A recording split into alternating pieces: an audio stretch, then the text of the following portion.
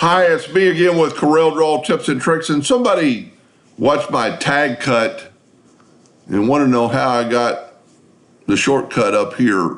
This is just like any other toolbar, and I did a video on this the other day.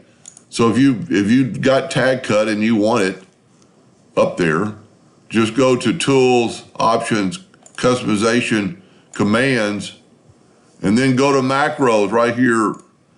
Go right here and go to Macros. And there is, tag cut in there somewhere. You'll just find it.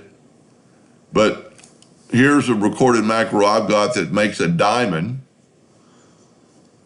I don't really want it up there, but I'm going to put it up there. I'm going to hold down the Control and the Alt key.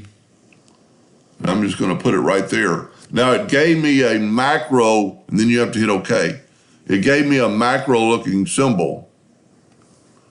And I know what it is because it's a diamond, but I can change it.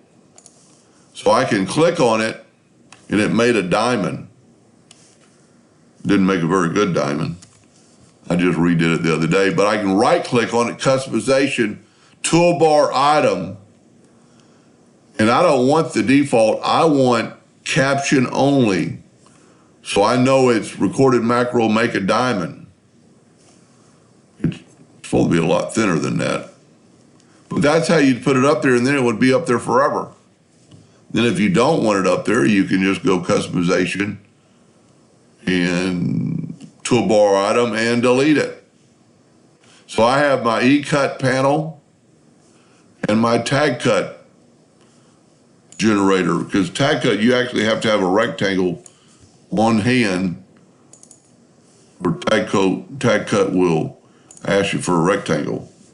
But that's how to get anything up here. I don't care if it's a macro or whatever.